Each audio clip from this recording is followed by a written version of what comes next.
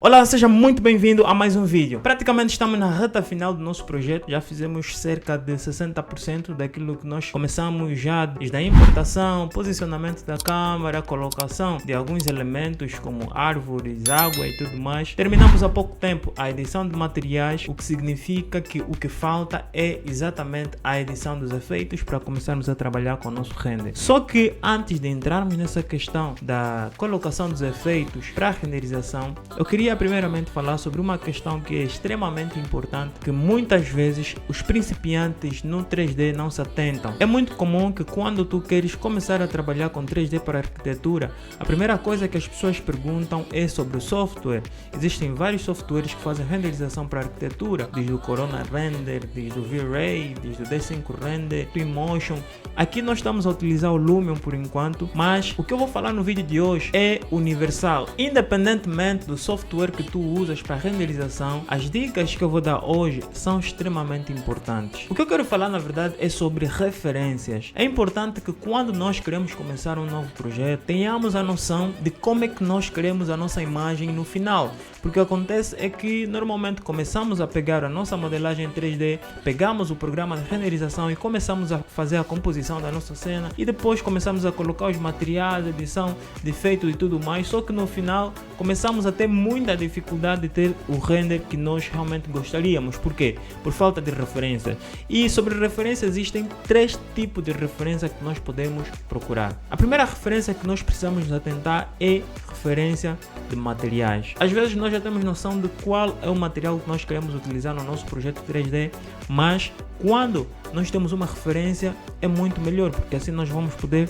configurar melhor o material, assim nós vamos poder colocar o material no elemento que realmente precisa ter aquele material e conseguimos colocar os detalhes necessários para termos um render realista. O segundo tipo de referência que nós precisamos procurar é referência de moods, referência de tipo de iluminação. Normalmente quando se fala de moods, se refere às configurações de iluminação do nosso projeto. E normalmente para projetos de arquitetura, os moods mais comuns são Blue Hour, o Daylight e o Overcast. E tem o terceiro tipo de referência que é extremamente importante e que muita gente não se atenta, que é a referência de composição fotográfica. É importante nos atentarmos nessas questões todas, porque isso é que vai determinar a qualidade do nosso render, fora a questão que eu já falei das outras vezes, que tem a ver com a nossa modelagem, a utilização de blocos e componentes de qualidade e tantas outras questões. Então, essas são as questões que nós vamos falar no vídeo de hoje.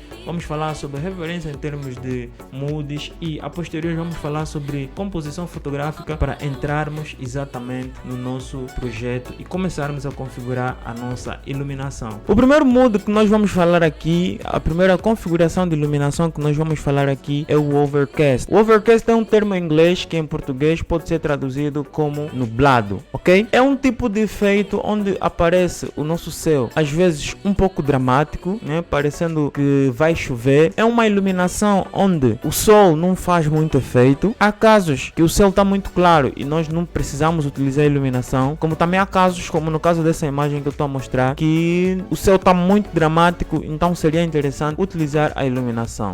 É um modo muito interessante, dependendo da quantidade de luz que nós vamos colocar no céu, as nossas sombras ficam muito suaves e também os nossos materiais aparecem na sua real coloração. Esse também é um céu nublado, é um overcast. Vocês podem reparar, aqui não temos assim nenhum ponto azul no céu, porque só está nublado. É uma sensação de início de chuva ou algo parecido. Então você vê que as nossas sombras são muito suaves e os nossos materiais aparecem na sua cor natural. E também, como disse no princípio, podemos ou não colocar iluminação artificial no caso de algumas partes da nossa imagem parecerem muito escura, ok? E nós vamos também num outro tipo de efeito que é chamado de Daylight, que em português seria luz do dia. Aqui na luz do dia é o render normal que nós fazemos a representar assim um dia normal de sol com o céu azul aparecendo umas nuvens, ou há casos também que nós não precisamos representar nuvens. Quais são as características desse modo? Quais são as características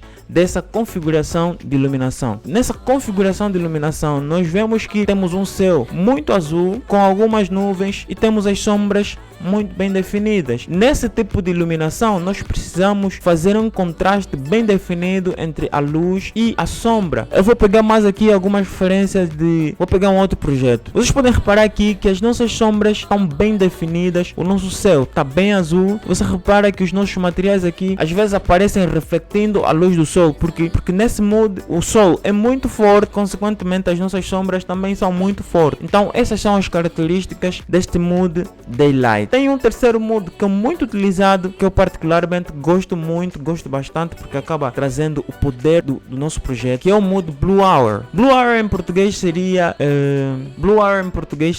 hora azul. É um render noturno, mas que não é tão noturno assim. Nós não precisamos fazer com que esteja tudo escuro e fazemos o render, não.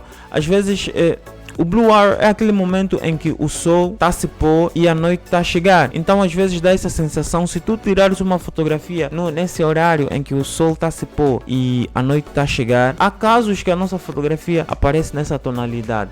Então quais são as características deste mood? Nós temos nesse mood o céu azulado, e em alguns casos o ambiente também pode estar azulado, só que vamos ver um contraste muito interessante com o azul do ambiente com as luzes artificiais. O que é que nós podemos fazer no caso de estarmos a trabalhar com o Blue Hour? Nós colocamos a nossa ambientação num tom mais azul e fazemos contraste com luzes quentes da nossa habitação ou do nosso projeto, ok? Então esse contraste deixa o projeto muito bonito, mas muito bonito mesmo, como vocês podem ver aqui nas referências que eu apresento aqui. Existe também um terceiro mood que é mais utilizado por questões artísticas, que é o mood de Golden Hour. Esse Golden Hour não é muito comum, mas algumas pessoas gostam de utilizar por questões mesmo artísticas. É aquele momento que ainda não chegou a noite, aquele momento em que o sol fica todo dourado. Por isso é que o termo é Golden Hour.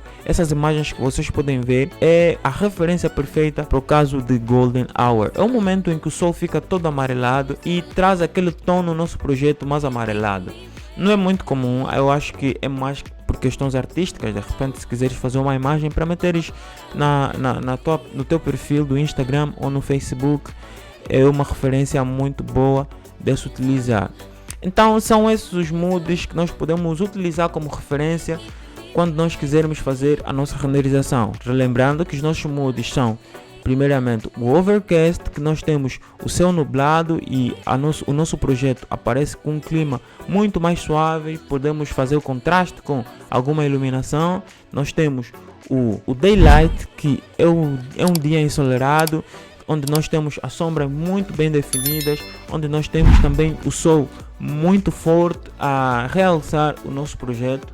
E depois temos aqui o Blue Hour, que é um momento mais a anoitecer, que o azul da noite faz o contraste com a nossa iluminação. E temos esse último, que é o Golden Hour, que eu disse há pouco tempo, que é utilizado mais por questões artísticas. Então vemo-nos no próximo vídeo para começarmos a trabalhar com questões de composição fotográfica e também começarmos já a inserir os efeitos de iluminação no nosso projeto para trabalharmos com a renderização. Vejo-te na próxima aula e tamo juntos.